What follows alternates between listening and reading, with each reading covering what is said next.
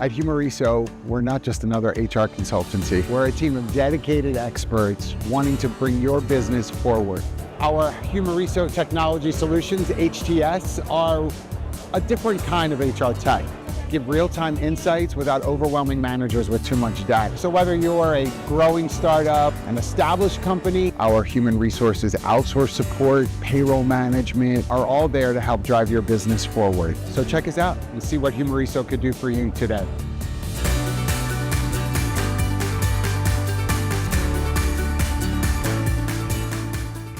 Good morning. Good morning. Good morning. Good morning. Good morning. Good morning. Happy morning. Tuesday. Happy Tuesday, everybody. What's happening? The Hey, original OG3 is back. Yeah, we back. Oh, Get in the yeah. chat. Get in the chat. Tell us who is Time. out there. I remember I was like originally like the chat like hype guy. You were the chat guy. You were the That chat was like guy. that was my job. It was just chat hype guy. So get in the Get chat. promoted, you. Hey, what's up, Adam? Good to have you back with us. We are here. Good morning, everybody, and happy Veterans Day to everyone out there. And a big thank you to all of our men and women who have served and still serve our great country and those who have made the ultimate sacrifice. Yeah. Thank you. And hopefully Thank you. everyone out there, just take a moment today to thank the men and women in our armed forces for keeping us safe and secure. And don't use today as a retail therapy day. Don't go out there and just be able to shop. And, take a moment and appreciate them. So on to the show. Good morning, everybody. Welcome to the HR Morning Show. It's also Mrs. Lauji's birthday. Oh, happy birthday to the missus. Aww. Hopefully you're doing something. Was that part of the San Diego trip? Was that a birthday trip?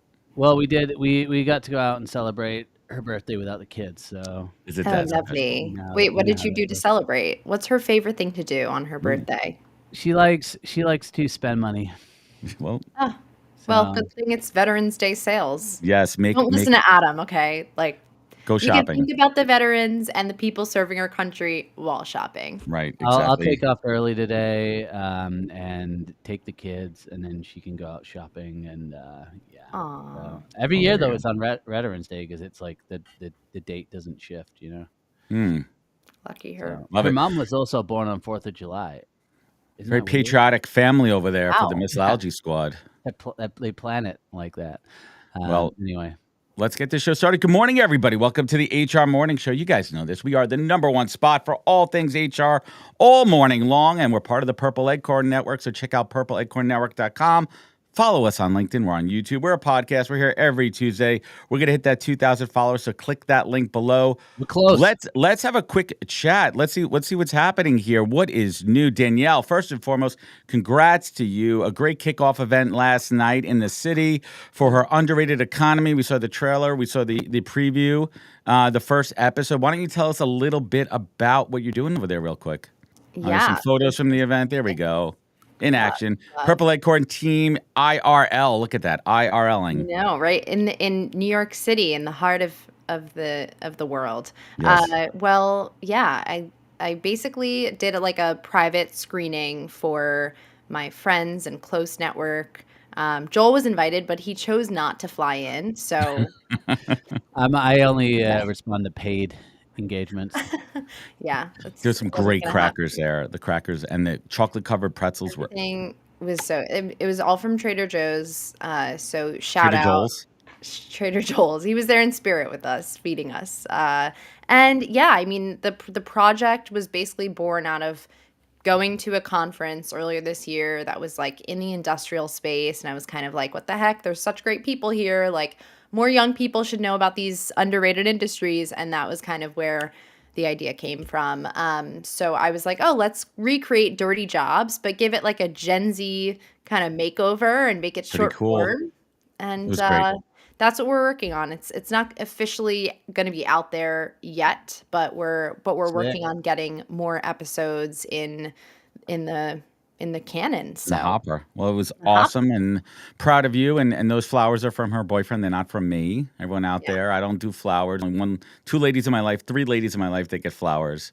Oh, such And a treat. Danielle's not one of them. But congrats. I am proud of you. Joel, talk to us a little bit about ERE. How did that go? Yeah, the Recruitment Innovation Summit was a great time. I think it was about 300 people there.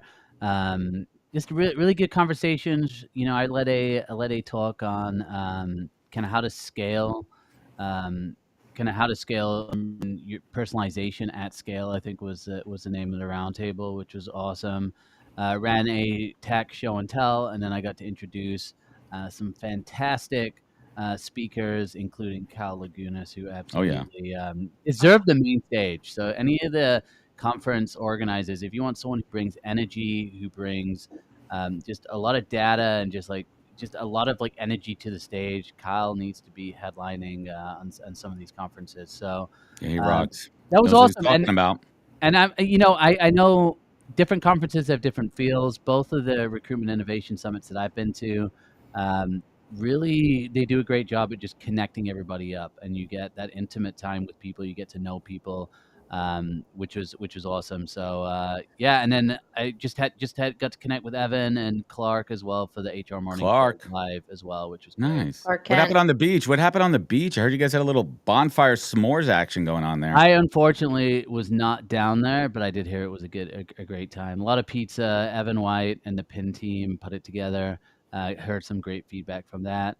I think that time change last week really rocked me because it was like we went Ooh, that back was an bad. hour, and then it was like I'm going back 2 hours. So the first day I woke up at 3 a.m. and I was like, wow, this is going to be a long day, and it was. About 8 p.m. I was ready to just cash out and Jeez. crash out. So Yeah, that daylight savings thing's got to go. Like I was saying, if I ever when I run for president, that'll be my only agenda. It'll be get rid of daylight savings. Yeah, it's who Literally created eliminate it. that anyway? I think it was for the farmers, and some people say it was for the kids waiting for the school bus. We're gonna have to, Alan in the production truck. Can you please fact check us on the origin of daylight savings? Thank you. We have a lot to get into, folks.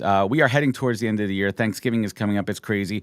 By the way, I was in CVS the other day, and they just completely skipped Thanksgiving. It was Halloween right to Christmas. There was nothing for Thanksgiving going on. I love Thanksgiving. It is my favorite holiday. It is a full day of football. It is hanging. It is me not driving the car home. Joel, what do you love about Thanksgiving?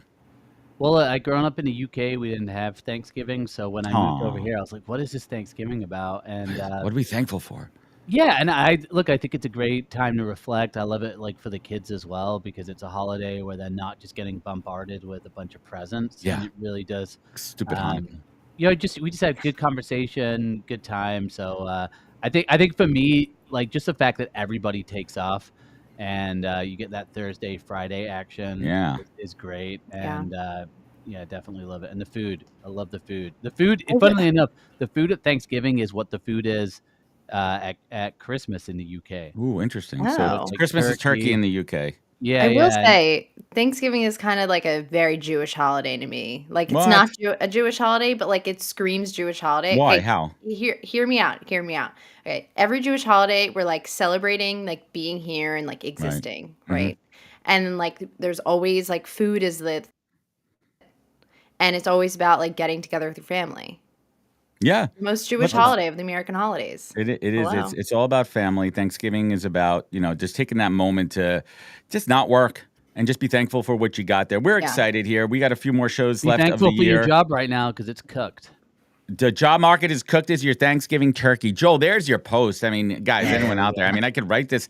Guys, get involved in the comments. What do you love about Thanksgiving? What do you really Well, love? we got Christina. Christina, said what's she saying there, Thanksgiving. Joel? What is she saying? Yeah, Thanksgiving is everything. Let's be thankful, especially being in TA and HR to help others.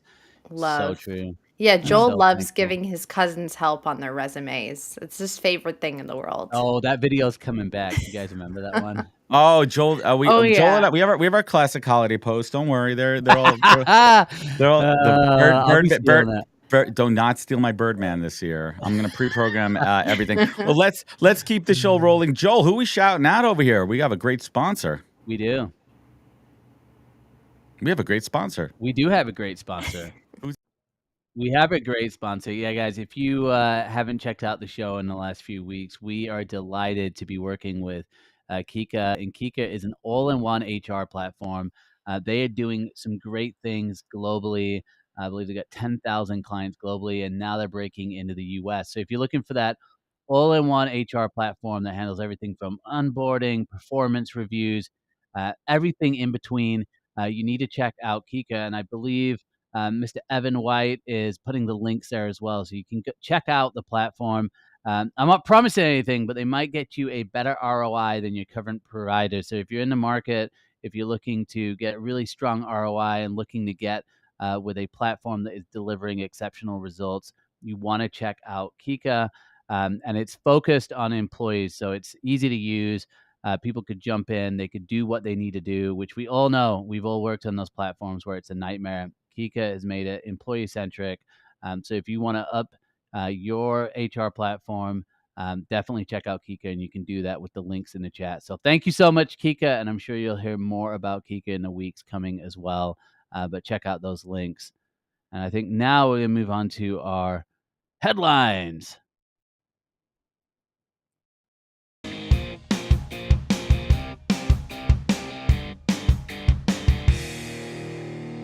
Headlines. Oh, this is some of our friends over at iSIMS. Research uncovers C-suite misalignment on strategic value of TA. Now we're going to link it up. Can we link that up in the comments there? And this is some fascinating research, but really what it boils, it's not that fascinating, because here's the deal, guys. Here's the deal. In any organization, it starts at the top. Talent has to be your number one priority because that's your people, right? Yeah. And the whole strategy and making it a priority and everything from, filling open roles to retention to candidate, engagement to current employee engagement, employer branding, all these things. If it doesn't start at the top, it's all going to fall apart at the bottom. I mean, that's really what it is all about here. Let's check out some highlights here. Danielle, what's your take over here on this headline? Well, I think, first of all, I think that people, like the average person, doesn't really know the difference between talent acquisition and HR. Right. So that's like one of the bigger problems, because they think HR is typically just whoever you go to when something's wrong, right? They don't necessarily think of it as a safe place, B, someone who has their back, C, necessary to the organization. So I think there's kind of this misunderstanding of what different HR functions actually are. And I think that also contributes to, when you get to the C-suite, you just don't really understand how HR is really relevant to your role and relevant to your vision and your strategy. So I think there's just a general misconception from the outset of like how important talent strategy, and that there actually is a strategy behind how you recruit and treat your people. Workforce planning is also. Workforce planning. I mean, there are so many things that I think on the average C-suite outside of the HR world is just undercoached. They don't know as much as maybe they should, because it's just not prioritized.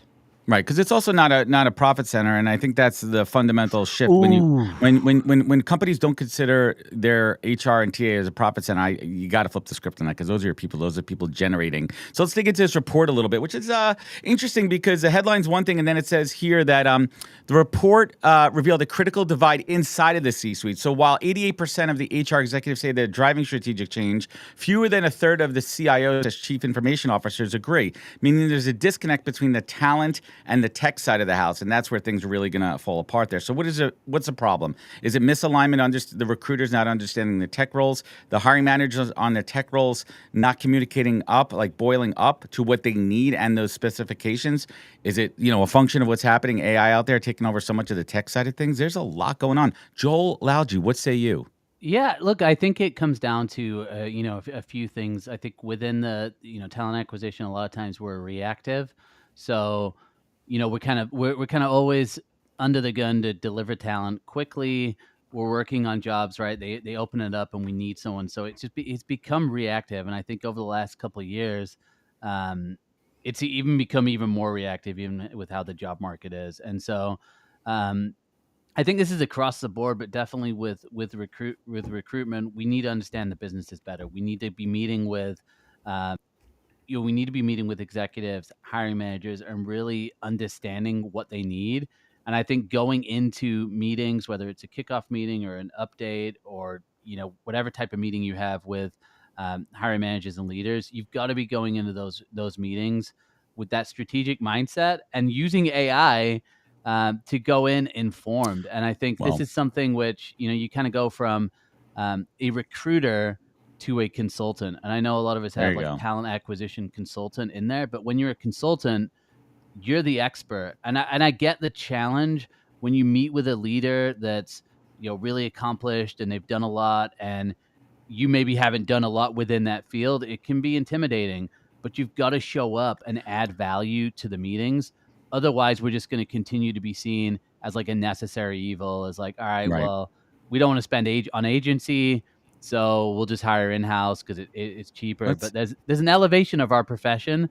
And I think a lot of it too is like it's articulating the value that you're bringing as well. Like if you make a great hire, tracking how that hire does and being quality able of to hire. articulate the ROI. And I posted about it today.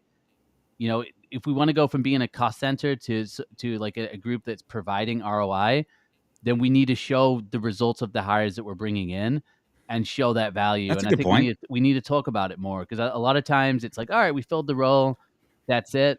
We need to Well, become with that down. quality of hire, which is a big hot topic right now. Quality of hire. How do you quantify the quality of that hire? And some roles you can, right? If sales roles, it's basically like the baseball metric: win over replacement. It's sales, is this person performing better in a sales role than someone previously? That's pretty linear. That's straightforward. But it's hard for some of these other roles. Here's another piece I want to call out in the article too for job seekers. I'll read it here. 6 in 10 HR leaders are using AI across their entire TA process, reshaping how candidates are sourced, screened, and hired. Duh. Meanwhile, CIOs have placed automation AI at the top of their TA tech agendas. Nearly half of them, and then half of candidates say they're looking for new jobs, making digital fluency and AI proficiency important for candidates. We know this, right? And it goes back to the age-old conversation that we're having: is how much tech is too much from both sides? Is it a race to the bottom? Right? Are candidates just optimizing their resume based on the job description for skills that they don't have? On the flip side of it, what tools are companies using to, source, screen, score candidates? So it's an arms race. What do you guys think? I feel like it's become a slight race to the bottom on both sides. And I get where, I post about this a lot, right? I talk about like the job search and how tough it is. I had someone comment the other day, and they were a career coach, of course, which, no shade on career coaches, but they said, no, you shouldn't be applying to that many jobs. And I made a video that basically said it's out of like a necessity that people are applying to so many jobs, because if you go to a job and there's 500 applicants, you just have to look at the math and go, okay, I have less of a chance of getting seen, even when qualified. Like there's probably still 20 to 30 really qualified people in that pool. So you got a 1 in 20 chance. The only way that you can get and you really increase your chances is by applying for more of those jobs that are qualified. So it's like this like It's a never numbers ending game. cycle. And I think until, as much as people hate it, until we put some kind of roadblocks in there, whether it's an assessment, whether it's an AI interviewer screen, whether it's like a technical skills assessment, unless we put some kind of roadblocks and we curb it and we curb people from applying, Fire hose is not going to get shut off.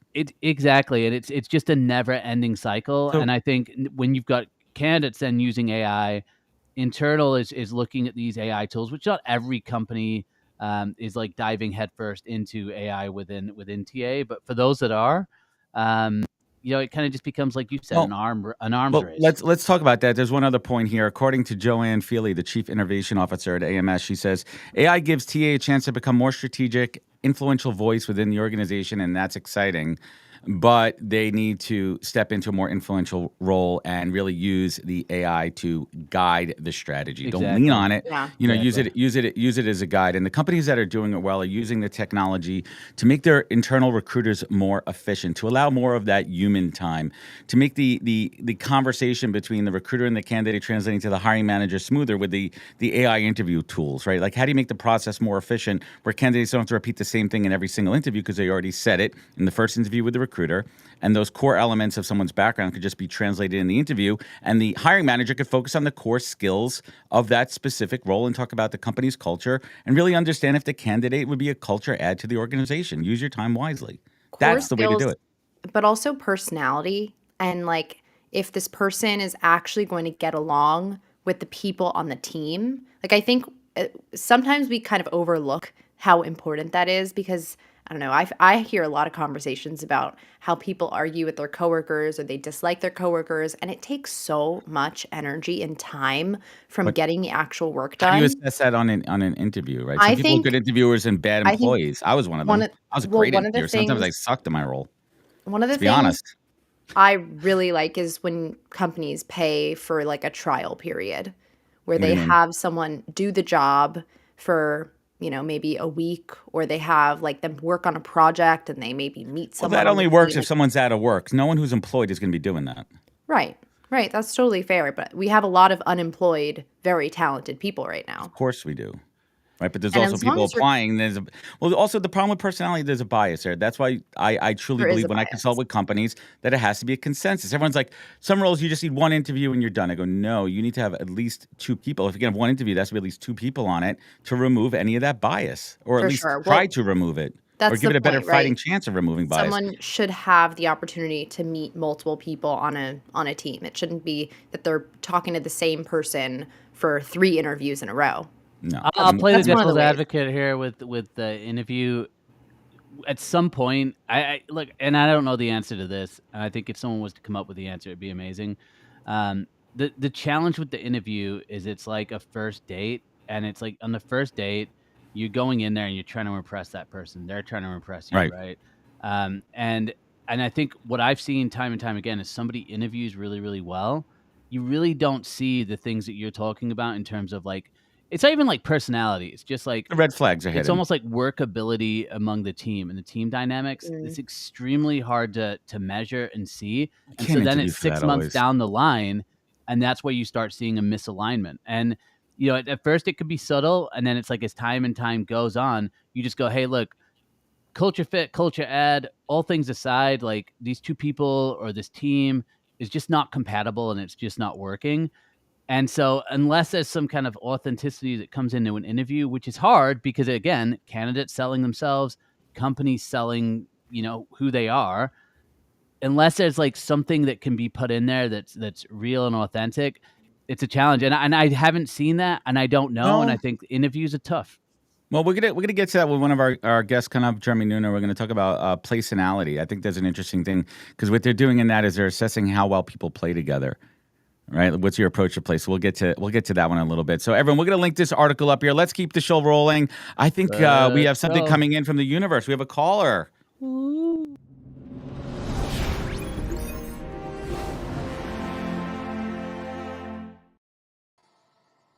Alin Bailey is in the house. Alin, how are you? I'm fabulous. How are you today? I'm doing well. We're both at home. Well, you're at home, yeah. It looks like I'm at it. home. Yeah. Yeah. This is like a first for the show that we're both Two both weeks at in a home. row, too. That's incredible. Well, how is everything in your world? What is new? What is going on in the world of AI? Yeah. So my world's busy, as it always is. But I think it's really been an interesting week having lots of conversations with our engineering team and spending some time geeking out on what's happening around the evolution around integrations. I think is really fascinating. I think there's some interesting stuff going on there. And really trying to kind of understand how these new tech rails that we're building are changing how we talk about the work that we're doing. Yeah. It's been a really interesting space. So I spent a lot of time this last week just listening to smart people try and explain to me, because I don't always understand everything easily, what it all means. Well, see, hearing that now, I'm like, I don't understand easily, and that's why I need you. So now I'm like, I gotta step my game up here. I've got a couple questions for you. I know Yep. last week we were talking about that infrastructure deal. I think it was with what was it with AWS and OpenAI. Yep. I'm curious. Do you is AI going to cost more money in the future? Like, what's it? Because this is something I've been thinking about, where we're deploying a lot of agents, right? There's a lot of agents, and right now it seems like the agents are cheaper than humans in some ways to do things. Is that going to change with these like infrastructure and energy challenges in the future? Like, what's that going to look like? I think that's a fascinating question. Honestly, I don't know the answer to that question. Here's what I would say.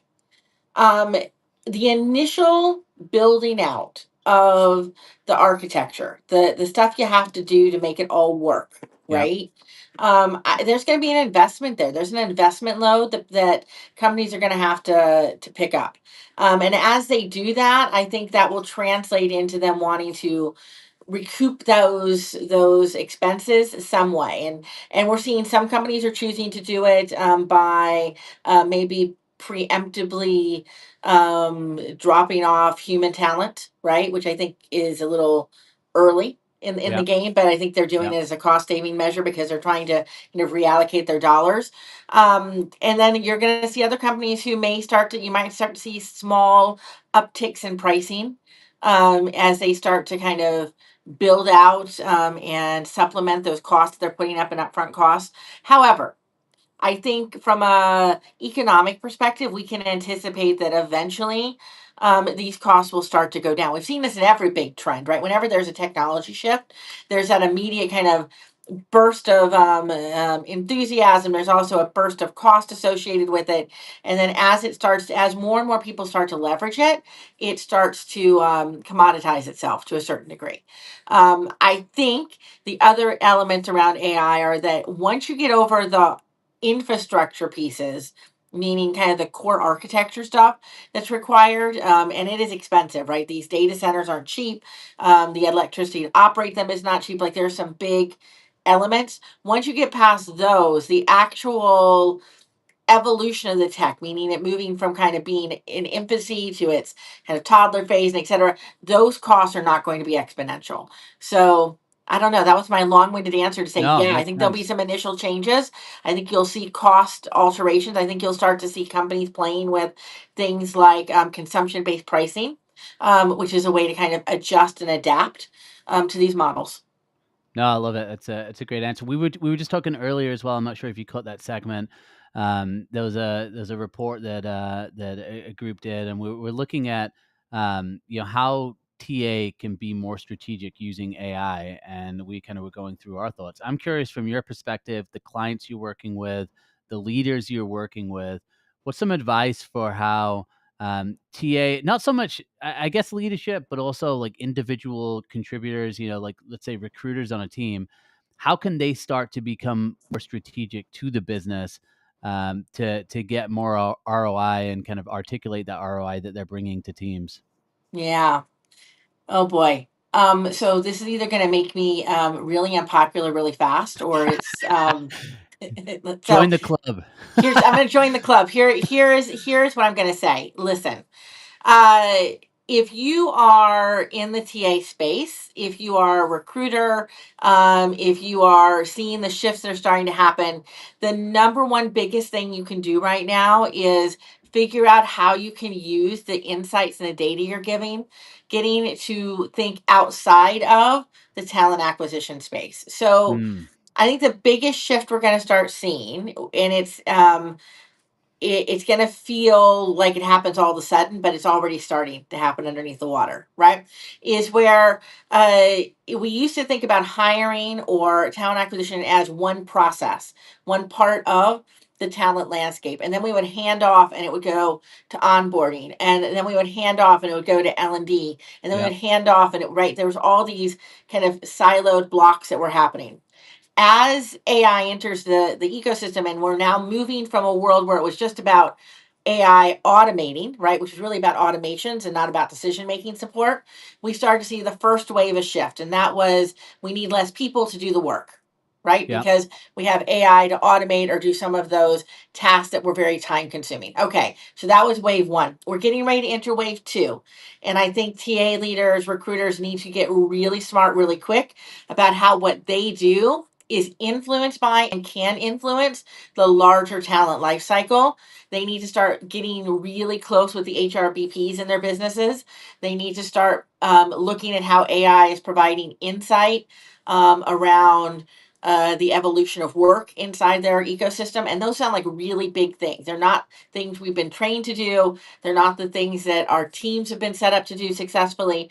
But the next evolution is going to be around how AI connects information across all these different silos, and suddenly it becomes less about hiring a person and making different decisions. Let me give you an example. I think we're entering a world where workforce planning for the very first time might actually start to work. Yeah. Why? Because AI is going to allow us to have decision making intelligence that says, what do I not only need today, but what am I possibly going to need tomorrow, because it's ingesting business insight and information. And it can provide recommendations like, should a bot do that? Should a human do that? Should it be a full-time? Should it be a part-time? Should it be a contractor? Should it be internal? If we think about most of our TA organizations today, most recruiters still operate in very kind of structured ways that say, I do executive talent, or I work for the business group that does engineers, or I work for the business group that works for this retail store, Yep. right? Very few recruiters today have conversations about how do you support internal mobility, because that's not our problem, right? That's TA's world, that's the HRBP's world. We have little conversation about how are you thinking about contractors, and when do you bring contractors into the flux and into the mix. I think we're going to have to start getting into those conversations and understand that at a deeper level. That's where the evolution of the work's going to be. And if we don't do that, other business groups will just absorb us rather than us absorbing them. So how do we get ahead of this? Like, obviously we want to get ahead of what's going on. Like, what are the things that we need to be looking at and researching? And like, how do we start to go into this phase two? So I think the first thing you have to do is you have to shift your mindset from what is the set of tasks that I do to thinking about what are the decisions that I have to make and what information do I need to make those decisions. Once you understand that for yourself, then you need to broaden your scope and say, of those partners that I'm working with, what decisions are they making? What information do I have access to that they may not be seeing? That I can be providing to them, and how can I start that dialogue and conversation to start to get into that next space. And I think that's number one. The second thing you need to do, and I listen, I know I keep preaching on this. We have got to understand how this tech works, guys. We have to understand when we say AI is going to provide decision support, you need to understand how that's happening. I sat and talked to brilliant people literally just 2 weeks ago, sitting in a conference hall, and they were still confused about the fact that as we move into this new space in AI, I don't need to be starting to worry anymore about whether field A matches field B when I build an integration. And they were still having arguments about, well, obviously I can't integrate multiple systems together because it's really hard to get all that data to talk to each other, right? We've got to move past those spaces. So step one, know what to move from automation to decision making, start understanding the decisions you need to make. And step two, just get on board, guys. You got to figure out how this tech operates and how it connects information together, or you're going to have a hard time understanding what's possible, and that's going to stop us. No, 100%. What about in terms of just like a recruiter's day? Like, I think of a recruiter's day where you maybe doing some sourcing, you're running through applications, you're doing some phone screens. Do we need to be allocating time to learning this tech, understanding the business, and like how do you kind of go about that? And like, what advice would you have for leaders, even just leading their teams, to help them get up to speed? Because it seems like we just fall into reaction mode. Hey, we got three open recs that got added. Let's just get on them. And it's like Let's just taking get that on it, step right? back. Let's just get on that. Let's just finish that task, right? Yeah. Which is where we get very focused. So I did this really great. You guys have had Kyle on, right? Did this really great piece of Yes. research out there with us around AI momentum. And the number one thing that is preventing both companies and individuals from moving forward is AI literacy. Mm. So what I would say, if it's in your everyday kind of thinking about your workflow and what you're doing in your workspaces, listen, you should be at this point starting to see some economies of scale. You should already be seeing some moments of your day starting to open up. You shouldn't be sourcing the way you used to. If you're still in there typing Boolean strings, you've missed the boat, right? And we've got another challenge. But you should be seeing some time savings. You need to start investing those time savings, not in doing more of what you're already doing, but invest some of those time savings into building your bench of knowledge so that you're able to move forward. And I know that's risky and that's hard to do. So much of our work has been transactional. If we think about how we measure recruiters today, if we think about how we measure sourcers today, it is all on these very transactional metrics, right? Time, cost, speed, right? Those are the fundamentals. So TA leaders, it is in your interest to figure out a way to help your teams carve out an hour or two here or there to start to build this knowledge base so they can support you in the shift you're going to be making. And it's a hard thing to do because that's not how we've been operating previously, but you've got to find that break in time to do it. Because eventually it'll just people who are doing it will just overlap it, right? And then there won't be any work to do anyway. I love. I got to sit in one of Kyle's sessions at the Recruitment Innovation Summit, and that was last week. And one of the things that he said that would be really helpful is in every meeting allocating some time to talk about AI. So to Right. just in every, whether it's a one-on-one, a team meeting, having that conversation. And then the other thing he said, to your point with the literacy, is when you think about literacy, is just understanding the technology at a baseline, understanding like what's actually going on behind the scenes versus where I think most people go to is I got to learn how to do all of these tools. It's like, no, first step, you got to understand the Right. differences between what people are talking about versus knowing how to do every tool, which I think is what kind of intimidates people right from the get-go is, okay, now I've got to learn how to build an agent. It's like, no, you just take a step back. You got to understand really what's going on. You got to understand the terminology, which I think that seems to be a step that gets skipped by most people. I think a lot of people want to just jump into, all right, I need to use this tool or that tool. And then, and I always think about this, like if you're trying to just learn tools, those tools are going to advance, technology is going to advance. And if you don't have that baseline understanding, then you're just going from tool to tool to tool to tool, and you're not really learning, anything strategic there. Yeah, you're absolutely not learning anything strategic. And in all honesty, you may or may not be getting tools that are helping support you in the best way because you're not able to ask the questions to understand how it actually operates. I listen. You sat around. You've been in these conference halls. Everybody's slapping we're AI this, we're AI this over every single booth, right? Every single tool that you go and see today is going to talk to you about what AI they have. If you don't have some of the basic knowledge to ask them the right questions or to know what it is that they're actually building and how it's going to work for you, you're now. This goes back to the very first question you asked, was how is this going to change the economics of this? Well, you're going to spend a lot of money on stuff that may or may not be useful to you and your Yep. teams. Yep, 100%. Well, look, I know we're wrapping up to the end of Yep. the year here. What's big for you for the end of 2025 and going into 2026? What are you starting to get excited about? And anything that you're like really looking ahead to for this next upcoming season?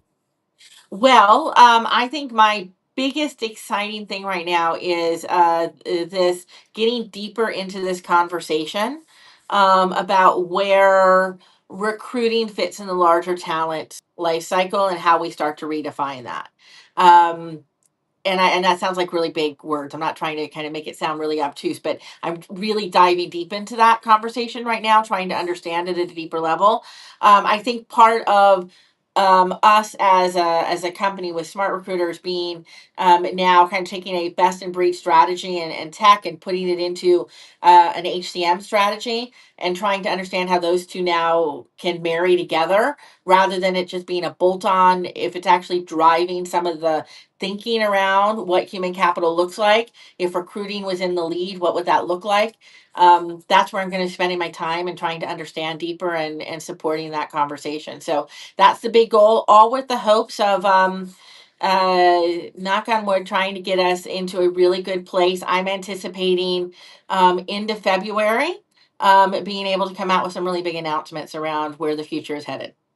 I love it. I love it. Well, Ellen, I know we're coming up to the end here. Where can people find you? What's the best place for people to tune in? And because I know you're doing content in multiple places. I am doing content in multiple places because I have ADD and I can't keep myself structured in any way. Listen, I just do blatherings around all sorts of stuff on LinkedIn. You can find me under Lynn Bailey on LinkedIn. You can find me on TikTok. The my AI series is going to be kicking back up again Love that. as we get down that path. We're going to be talking a lot about integrations in that space, and those are the two big places to find me. And then if you're just wandering around, I sometimes post stuff on Facebook because I'm old. Hey, I'm on Facebook too, so I don't know. I can't get off it. Well, I don't Facebook's know. getting a comeback. That's right. There you go. It's making a comeback. We're going to call it retro cool.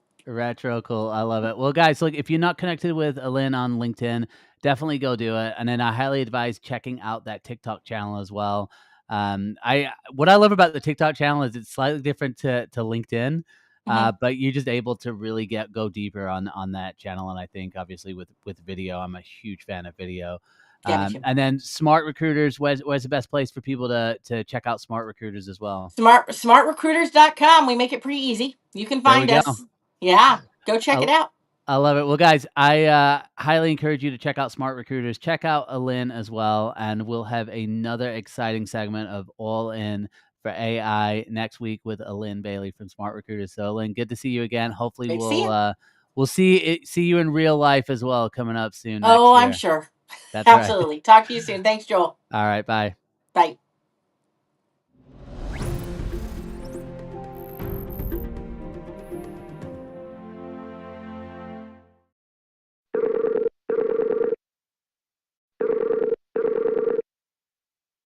What's happening, man? Welcome to the HR Morning Show. How's it going?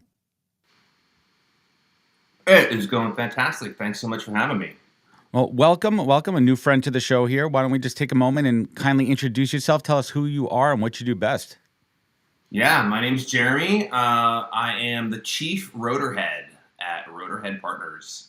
We run team building and leadership workshops for startups, corporate clients, and nonprofits. And we try to live at this intersection of work and play. Our idea is that play is the way in to do the really hard stuff that you want your team to be doing, to be more aligned, more innovative, more creative, and maybe have a little bit of fun along the way. The idea is that this isn't a break from work. This is the work.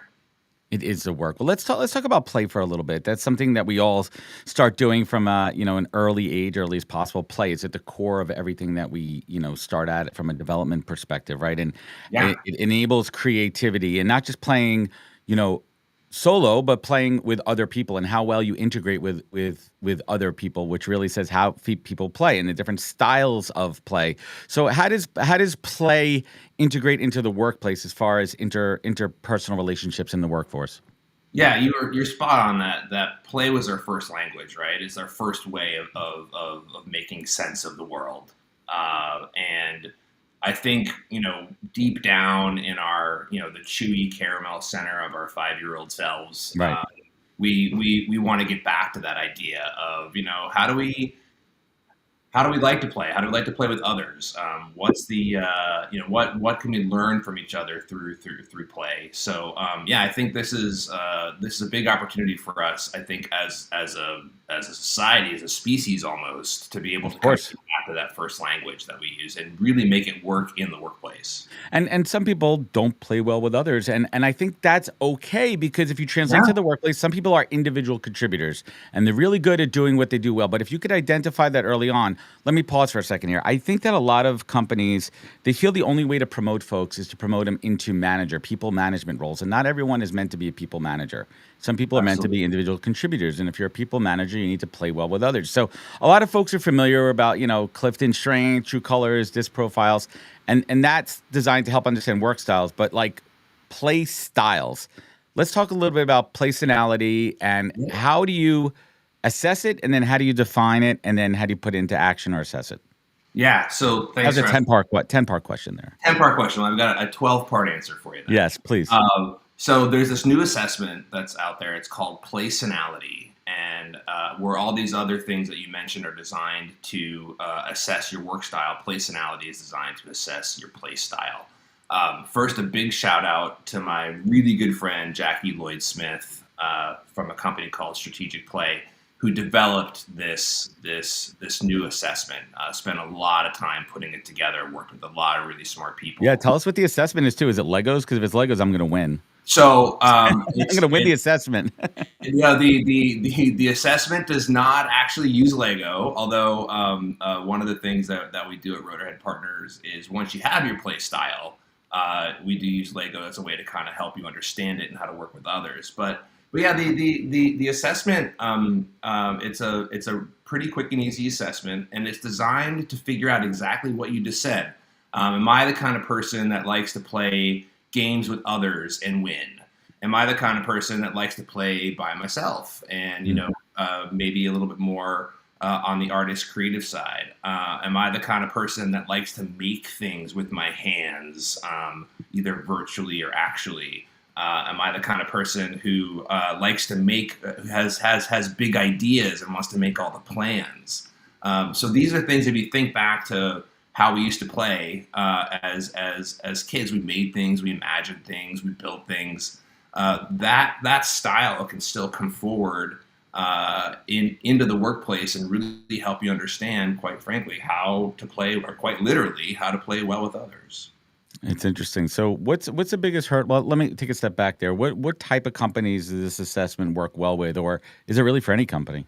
I think it's really for any company. I mean, look, we're all people, right? And we all, as I said, had play as our first language. And so I think this works well for any team that is trying to do really hard, really important, really impactful stuff together, right? If that's your goal, then I think learning how to play well together at work is this assessment. So it's interesting. So let's talk about the different type of play styles and how they relate, in the workforce. Sure. Let's break down, how do you classify them? How do you break them down? And how do you assess who falls into what? And what are the implications in the workplace? Yeah. So there's 8 different play styles that come out of the actual assessment. And as I said, they range from someone who likes to play games with rules and likes to win and likes to follow the rules and gets really mad when someone doesn't follow the rules. And some of the assessments, like I said, are people who like to make things, people who like to plan things, people who kind of like want to be on the outside looking in and kind of contribute through a little bit of fun and humor along the way. And so once we've got these 8 play styles across the team, then we start to think about, okay, well, how does that person who likes to play games with rules and gets mad when people don't follow the rules? That's my wife. Yeah, right. And what about that person who likes to fiddle and experiment and try things out and doesn't go down a prescribed path? It's like a lot of these assessments, it's not that you're gonna solve these 2 people working together. Instead, it's about, okay, I understand what I am, I understand what you are, and so when you get to the point where we really need to make a decision, and you're still fiddling along, right? At some point, we have to kind of come together and actually make things happen. But that person fiddling at the beginning may come up with like the craziest, most cool, interesting idea that no one would have ever. That's where the creativity comes from, right? Like you may not be the rule follower, and the rule followers are sometimes less creative. Not always, but the indicators kind of point in that direction. Are they more productive? Are they more innovative? Who's going to have fun together? So what does the output look like? Give us an example. What the output? One of the ways that I run the workshop is we do the assessment, we talk about the assessment, and then we literally play together. Yes, Legos are involved. There we go. I knew it always comes back to Legos. Yeah, it always comes. I mean, look, it was the way I played when I was a kid, and if I can get paid to play with Legos for the rest of my life, geez, that's my dream job. Yeah, it's my dream job too. I'm definitely working towards that. So we actually start to play together. I give folks a prompt that's usually related to something that their team is trying to do, either a challenge or an opportunity. And say, hey, let's actually start to play with what that looks like. Let's actually build it. Let's actually get all the ideas out on the table, which are these words we use at work all the time, right? Hey, we got this big thing. What are we going to do? Let's get all the ideas out on the table. Well, here we actually get all the ideas out on the table, and we actually see how they connect and interact, and how folks are able to actually work in this playful space, and some really cool things emerge out of it. So I want to go back to the assessment for a little bit. And how do you set it up so you kind of disarm people where they don't think they have to play a certain way to generate a positive report? Like, how do you break that kind of myth out of it? Like, oh my God, I'm not a very collaborative person, but when I'm playing right now with this assessment, I'm going to act like I'm really collaborative. Yeah, and this is removing the bias and keeping it a true scientific experiment. Yeah, this is definitely one of the things that you have to think about when you're doing one of these assessments, because everybody wants to come out as like the perfect like team player, Right. mission Yeah. oriented, little creative, right? And so they kind of game the system. What we do is we just try to get people in the moment and really start to talk about different ways that we played as kids and how those ways potentially show up later on in life. You know, if we're a games with rules person as a kid, you know, well, there's lots of games with rules to play as an adult. So we try to like just show that there's lots of different ways to play. No way is right or wrong. And to kind of just honor the idea that again, play is this first language, and there's lots of ways to speak the language, and no way is really right or wrong.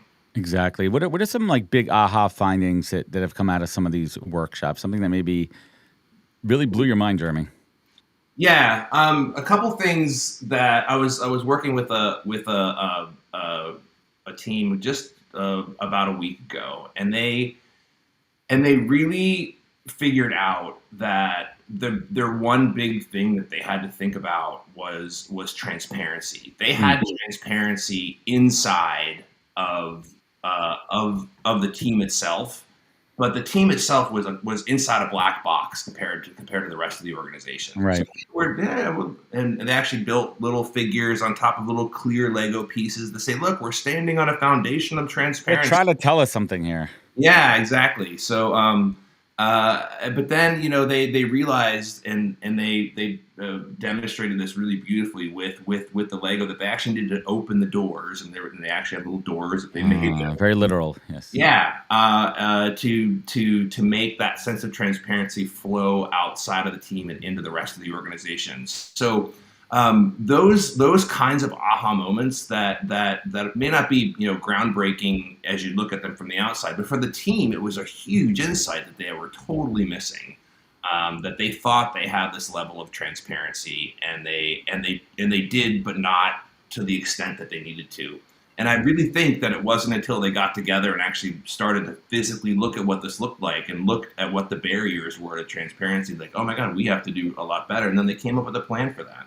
Do you mix, like, going into an assessment, you know, the leadership comes to you and say, we want to see how this amalgamation of teams work, and then like maybe halfway through the day you switch up to other teams and trying to figure out different dynamics? Does it get that granular on optimizing team dynamics? Like, is that part of the process? Well, not really. It was an individual assessment. Yeah, I mean, we're really just trying to get to the assessment and understand who you are and who the people that you're playing with are. And again, you're not trying to solve the fact that, you know, person A is different from person B. Of course. Instead, you're just trying to make sure that person A understands that they're different from person B, who is different from person C, and on and on and on. And so what are some things that we can do to actually work and play better together because of those things? Are those differences going to go away? Absolutely not. We're not trying to solve the difference. We're trying to help people understand how to work inside that difference. And what does the output look like to the individual employees? I mean, I'm sure you give them something, because I want to know, like, if I do a play assessment, I want to know what style of play am I, and then like, how does that look to the employer? Yeah, you get a really cool assessment. Do you get a coloring book? Do you walk away with a coloring book and that little mini pack of crayons? Like, how does this work? You know, actually, we should do a remember the restaurant menus. They still do them. My 5-year-old. Geez, my 7-year-old gets it at the diner. You can draw a little. Yeah, right. And you can sit around and you can draw on the placemat. You understand what your assessment is. You get a real detailed view of what your assessment is, and you get an understanding of what the other seven outcomes are, so that you can understand not only what you are but what others are as well. And honestly, I think the real output is having an opportunity to kind of at least initially explore and play around with what your play style is and what the play style is of the other folks who are on your team. Interesting. So I've heard about this before, and this is not a completely, understanding play, but what makes what you do in your assessment and what the team does unique, and what could companies really, learn and earn from that? Yeah, I think this idea that work and play aren't separate, and that this actually gives you permission. Once your team has gone through this assessment, once you've had a chance to play around with it, I think it gives you permission somewhere during your process to be able to say, hey, wait a minute. Jeremy came in and we all understood this, we all understood what our play style was. It's okay to play, right? Not the entire time. We're all professionals. We have to get some stuff Can't play done. all the time. We have to be Can't play productive. all the time, but somewhere along the way, when you're stuck, when you're maybe in a position where the team's not gelling, hey, let's take a break and play. And again, as I said before, we're not really taking a break from the work. We're actually doing the work a little bit differently. And I think what it allows teams to do is, and this is sort of one of the mottos that we try to live by, take your job seriously, but not yourself. And so, if we all of us have I like that. all of us have jobs that we have to do, right? We're all getting paid to do something. We got to get it done. Got to get it done, right? So this is just another way for us to get it done that I think makes teams, again, more connected, more innovative, more understanding of who they are. And look, does it hurt to have a little bit of fun along the way? And I think that's another huge takeaway also, really understanding your coworkers' styles and maybe having a better appreciation or knowledge. And, it's like, all right, well, because of that play session, I have a better sense of who Jeremy is and how Jeremy and I could work better together, right? There's so many ancillary benefits that come out of it. This is fast. Well, let's talk about the negative side too. What happens when you're like, wow, Adam really doesn't play well with others. He is just like that. That too is going to come out of it sometimes. Yeah, but and maybe that person is an individual contributor potentially. Yeah, I mean, that doesn't necessarily mean that's a negative, right? Hey, plenty of kids growing up like to play by themselves, right? I want to build something by myself. I want to read a book by myself. I want to color by myself. I want to. And that's okay. Yeah, I will tell you that one of the things that I used to do as a kid is I used to put on my snowsuit and go into a closet and close the door and pretend that I was an astronaut going to space. That's pretty cool. And I would spend hours in there until you got too hot, probably. Until my parents were like, are you okay after being in the closet for 2 hours? So, geez. Is that a bad thing? No, but it is something to sort of recognize that, hey, look, there's Jeremy, quote unquote, going into putting on a snowsuit and going into the closet to play by himself. But that breeds internal creativity too, right? Like when people can be self-sustained. Also, if I could entertain myself. Yeah. I mean, I entertain myself with the thoughts in my head, but that's a story for another time. And then I look at examples like I play. I have 2 kids, and when I play Legos with both of them when they were younger. Well, I still play Legos with my son, and there's times we're playing together where I collaborate with him because I want to see, and I'm pushing him to say, hey, let's build something together. You start on this side of the board, I stay on that side of the Lego board, and let's see what happens when we collaborate. This piece. And there's times he'll do with me, and there's other times like, Dad, I want to build my own thing, and I'm like, go for it. Yeah. Go build whatever ideas in your head. Just absolutely go for it. But I want to see both styles from him at this early age. I want to see how he collaborates in that team environment and how he does on his own, and see how those traits, grow with him. Yeah, one of the things that you just mentioned is that you build something, he builds something, and then you try to see what happens when it comes together, right? This is one of the most powerful things that I see when.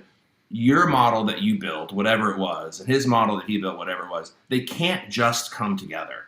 No, you got to connect. Right? Find a way to connect them. There has to be some give and take about, okay, well, I got to move this around in order to better connect you. So that's a wonderful metaphor for, hey, I've got a fantastic idea for how to solve this problem at work. Oh, yeah, well, I've got a fantastic idea too. And they're both probably fantastic ideas, but how are they going to do it together? Right. And who's making the concessions, how they're making it, and comes out. So, Jeremy, this is fascinating. And where could folks find out more? Where could they connect with you? Where could they get more information? Maybe give this a try within their own organizations.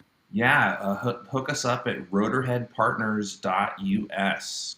rotorheadpartners.us. We will link it up there. And everyone follow Jeremy. Connect with him on LinkedIn too. I assume you're hanging out over there. Yep. Hanging out on the old LinkedIn. Well, Jeremy, we appreciate you. Thank you for joining us on the HR Morning Show. Yeah, thanks so much. And find some time to play well together, yeah? Play well together, everybody. Take care. Thanks, Jeremy. Yeah, thanks.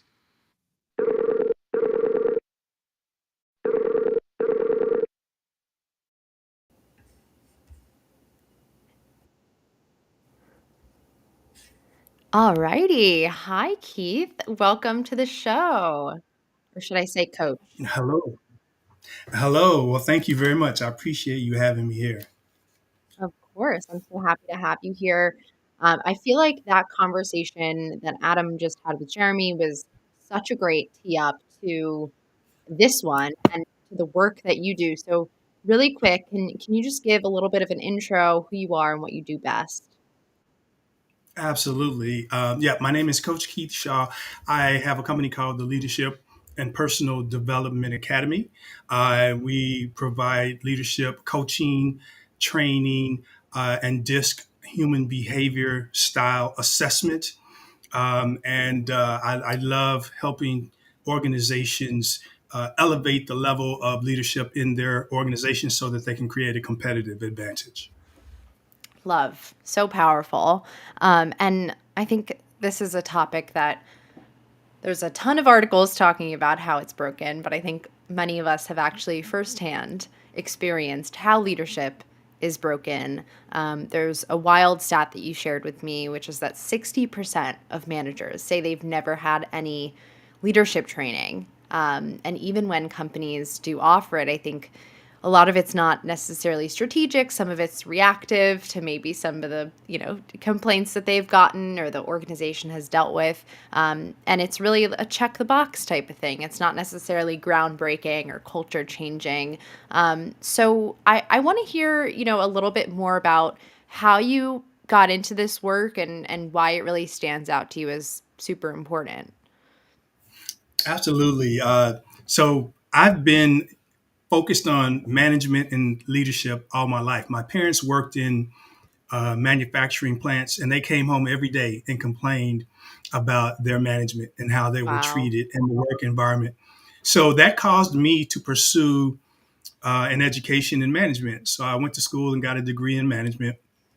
Finished and went and started applying for jobs, saying I got my piece of paper, hire me. And of course, nobody would hire me because I didn't have any experience. So I said, hire me as a laborer. I will learn from the bottom up. So I started as a mechanic to learn the Wow. business and worked my way up in that particular organization. This was actually a Fortune 500 company, Raytheon. Worked my way up the ladder, and this once I wanted to be a shop floor manager. That's where I thought I could have a big impact. But I got the opportunity to move into human resources, and when I got there and started realizing that I can impact the success of the entire organization and multiple supervisors, I decided this is where I belong. And so my career started there as an entry level. This will tell you a little bit about me. My title was personnel rep. So this is like way back in the beginning. So I worked my way from a personnel rep, which was an entry level HR person at that time. Of course, we switched to business partner and generalist and different things since then. People But leader. worked my way all the way up to Fortune to vice president and director levels for Fortune 500 companies for the last 20 years. Wow, that is so incredible. It's so cool that you started as a mechanic and really knew that you needed to start somewhere, and that's where you ended up starting. I think that's fascinating. Also, given what I'm working on right now with the underrated economy, I think mechanics are very much in need. So I'm curious, like, what really stood out to you in your time? You went in with this intention, like, oh, I want to, do the leadership thing. I want to practice, what I learned in school. So when you arrived and you started working in the organization and maybe when you were in HR, like what were some of the problems and challenges that like initially stood out to you that you were like, "Oh, like that's maybe low-hanging fruit that any company could maybe tackle."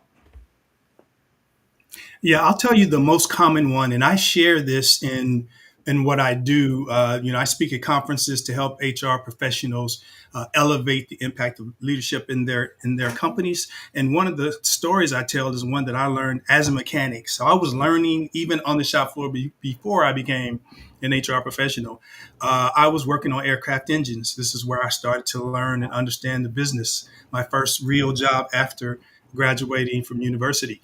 And I was working and doing the work, and they would have these things. Today we call them gimbal walks, and this is when management walks around to different spaces to see what's going on. Back then, the what we call big wigs would be walking through the plant, and guys in suits, ladies and men in suits would come up, and my boss would be on one side, and they'd be on the other side. And I was at a bench working on an engine nacelle, and they would ask questions about the parts and back and forth. And so I'm standing there working, and they're talking right in front of me, across me. Not a single one of those executives even looked at me. Not a single one of those executives asked me a single question. They asked my boss the question. My boss tried to answer him. He didn't know. He didn't know the answers like I did. I quietly listened as they talked to one another and About ignored you. me. And I felt invisible. It gave me a feeling that I've never had before. And I thought, you know what? When I get into a position of power, I'm going to make sure that I engage with every employee that I see. And I have taken that on as part of what I teach the leaders that I support, in corporate America today is engage with your people. I've seen so many times where leaders are so busy thinking about how they're going to solve the problems that they have that they walk right by the people who can solve them for them and don't even say hi, don't look at them, don't acknowledge them. And that causes them to feel like that leader is not approachable. And it's so simple to just say, hey, hi, how's it going? To look at them and smile. It's so simple and it goes so far. So that's one of the first things that I teach the leaders that I coach is to just, be human. We know you're busy, but just take a fraction of a second to acknowledge the people who are doing the brilliant work that is making this company successful. And that will pay huge dividends. Totally. I love that so much. I'm hearing a bit of an echo production. But I feel like one of the things that I've always believed was that leaders, regardless of if you're an introvert and extrovert, like I don't necessarily think it's always related to that. I think it's, leaders need to be a light, right? Like you have a CEO who creates a company and one of their biggest tasks as a CEO and founder is to sell the vision and to sell the vision to, of course, investors and, people, clients and whatnot, but also to the people they employ.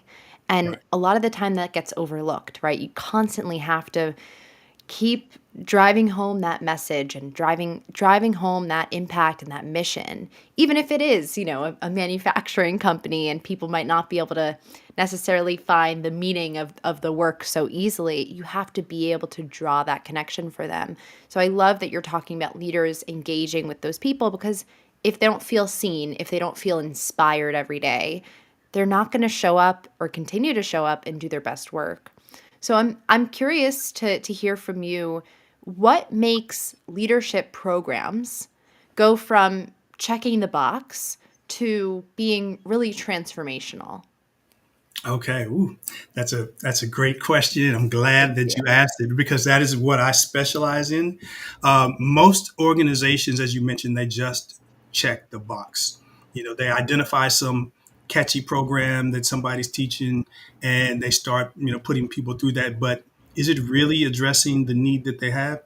What I encourage and what I do when I'm involved and what I have done to help the organizations that I've supported get amazing results is to number one, start with fundamentals. So I have a an acronym, a system, a method that I call Fast Forward, and the F stands for fundamentals.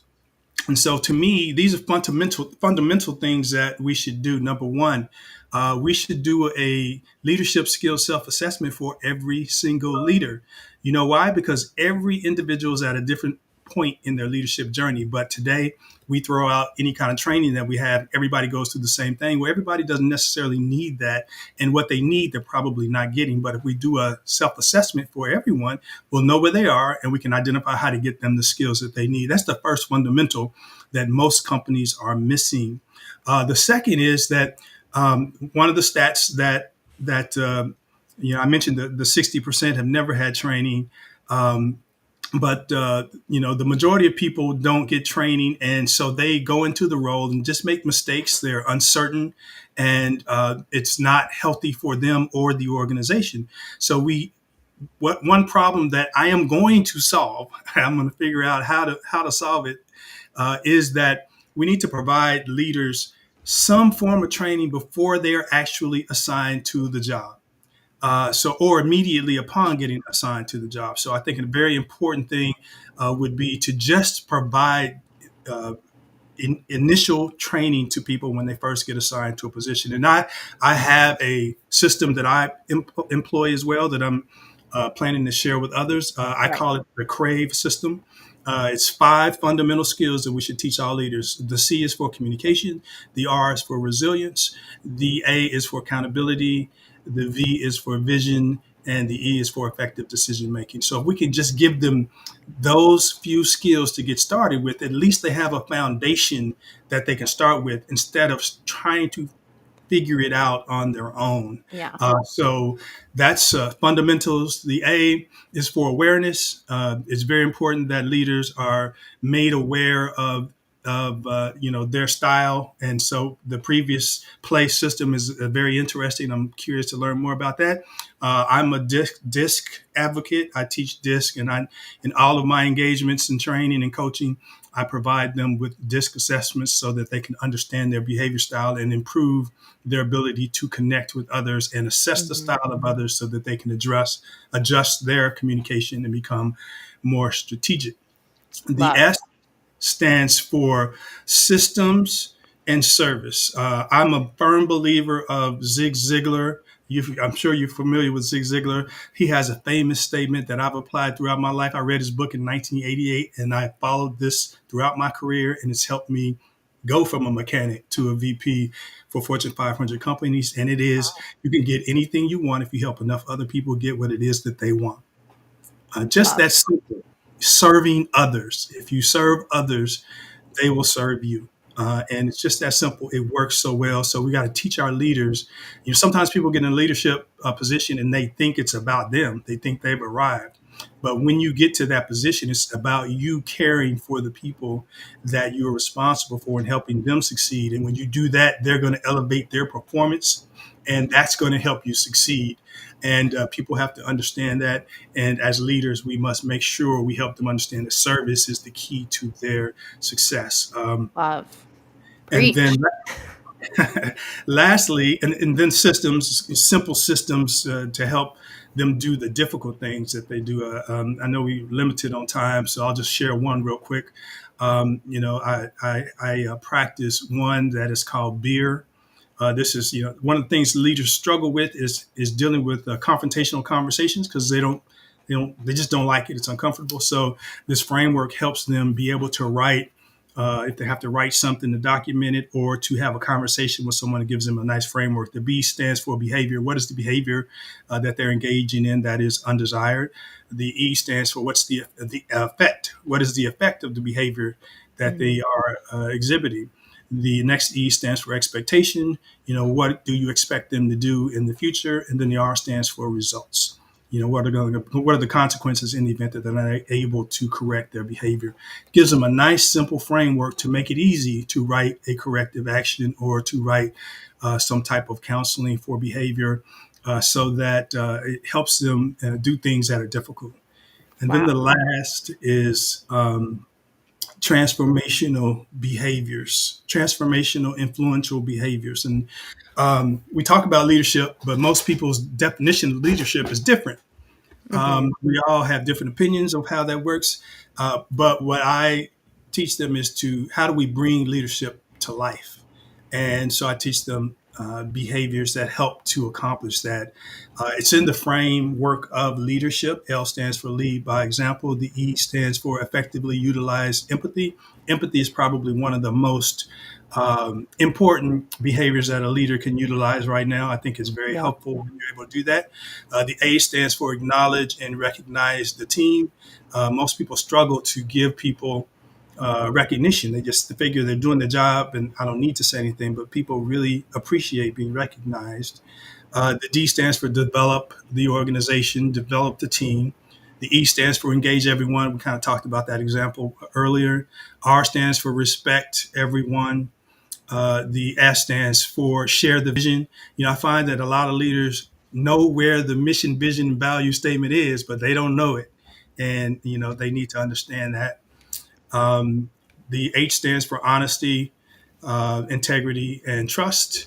And the I stands for implement a coaching culture. Coaching is the future, as far as I'm concerned, as far as leadership skills. And For then sure.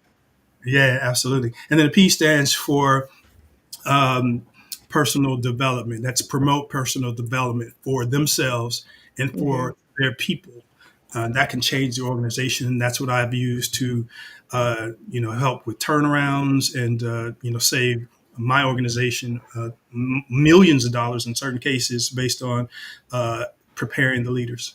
And V is for value, which is exactly what you'll get with Coach Keith. I love it. Thank you so much for providing so much value to our audience. And where can people find you?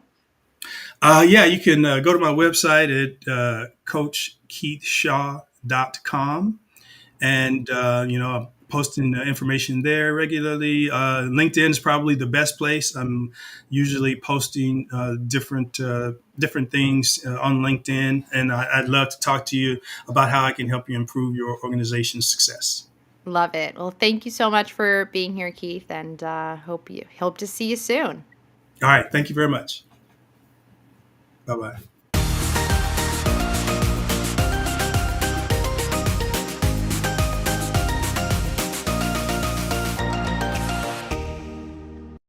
Good morning, beautiful people. Today on the weather report, we've got a new kind of storm in the job market. Cyber criminals are now targeting job seekers. DNS filters found more than 8,700 fake websites with the word jobs and over 1,100 with the word career. So most of them are built just to scam people looking for work. And here's the scary part. The economy's shaky, unemployment is creeping up, and hiring is slowing way down. So yeah, a lot of people are anxious, and scammers know this.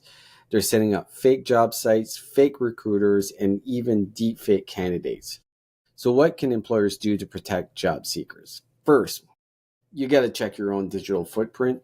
Make sure your career site, your emails, and job links are secure and recognizable. Second, you need to educate your candidates. I think it's a good idea to add a short fraud warning on your career page telling people how you actually contact applicants and what you'll never ask for. And I think also you need to work with your cybersecurity team. Keep an eye out on fake sites using your company name. Because here's the truth. Trust in hiring is very fragile. Protecting candidate isn't just good PR, it's part of your employer brand. That's your weather forecast for today. Back to the panel. Oh, sorry. Ooh. I missed it by a second. Wow, that was quite the weather report from Serge. Bringing that snow. Let's get some real weather. Joel, how much snowfall did you get the other day? We got like 8 and 9 inches. Wow, that's significant. Almost as much snow as people are getting fake jobs, it sounds like. Oh man, it is Some a snow in blizzard New York of City fake this jobs. morning. We did have some flurries. I missed them. My mother-in-law says, "Adam, did you see this flurries?" I'm like, "No, I missed them." I'm like, shucks. Oh well. What do you think? What's your prediction, Danielle? We're gonna have a snowy New York winter? I hear there's a cold front coming. Yeah, well, we're not feeling good. it here. Well, that was a really fun show today. I enjoyed the whole play thing. I'm a big fan of that. And Joel, I'm sure you see with your kids too how they play by themselves, how they play with each other, how they play with their friends and different styles, and maybe projecting a little bit. Be like, no, my kid's going to be an individual contributor, or no, they're going to be a true collaborator. Danielle, what stood out for you in today's show? Like the whole show? Yeah. I feel like just the conversation about leadership and getting to know yourself and where your shortcomings are, maybe the things that you could work on, and also where your strengths are, and being able to like confidently know that. I don't know. I feel like the conversation before that I was having with Coach Keith, was it made me think about the number of young professionals in my network that come to me and they're like, "Oh, I'm getting a direct report. Like I have no idea what to do. Like Mm, I don't know how to be a leader. Like what's your advice?" And realistically, the advice that I usually give is don't make it about yourself, which is right. what Keith was saying. It's about how do you serve others. And I think that's like the number one advice anyone could get is just, focus on trying to understand what someone else And is looking to grow and get from the experience. yeah, be curious, ask questions, and also be okay to ask for help when you're thrown into a manager role. If you're not getting the mentorship, ask. I think that's not frowned upon these days. Joel, what stood out to you in today's show? Yeah, I think kind of going back to that original conversation we had around TA not necessarily being seen as a strategic part of the business. I think that conversation is something I'm constantly thinking about. And then Same. obviously with Lynn there just breaking down, how important and how crucial it is right now to start to get AI literate. Something which I'm, constantly looking at, constantly evolving in, but also going into that conference last week. There are definitely varying levels of where people are at. And so if you're on a TA team, if as a leader or an individual contributor, it's really trying to elevate the people around you as well. And having open conversations, not being afraid to ask questions and things like that. And so, yeah, I feel like it's a focus of a lot of the shows we're having right now for Yeah, obvious it's reasons. what's going on in the industry. Uh, We talk about what's happening, current events. Exactly, Yeah. and it's a collective issue of kind of pulling everybody up, and then also one of the speakers at the Recruitment Innovation Summit. Shout out to Jay Olson, who's over at Medtronic. He just alleviated that fear of like he basically asked a question like, "What are you behind of?" Like everyone feels behind. Like he asked the question, "Who feels behind?" Everybody put their hand up. He's like, "Well, what are we actually behind? Like What are what you you actually know?" behind? What specifically? Yeah, like, and no one could answer it, and so Hmm. instead of having that mindset, it's leaning into like, all right, how am I upskilling? How am I growing? And how am I leading? So, love that conversation as Well, well. we're going to continue a lot more of these chats. Everyone tuning in, thank you so much for spending your morning with us on the HR Morning Show. She is Danielle, he is Joel, and I am Adam. We want to give a shout out to our sponsor, Kika, again. We're going to link it up in the Kika. comments. Check them out. Let's pump up our follower count. Let's get it going. Let's hit that 2,000. Keep going. If you want to see more of Purple Acorn, head over to purpleacornnetwork.com. We'll link that up as well. We appreciate everybody. We're also a podcast on Spotify, Apple Podcasts. Find us anywhere you listen to your podcast. Give us some On behalf of reviews. all of us here and our production team in the truck, thank you for joining us. Happy Veterans Day, and we'll catch you next Hold on, week. hold on. What? Hold on. We are 15 followers away from 2,000. Come on, let's pump it up. Whoa. If you're not Whoa. following out there, hit that follow button. Let's go. Let's go. Everyone have a great Tuesday, and we'll catch you next week on the HR Morning Show. Take care, everybody. Later, guys. Bye. Bye.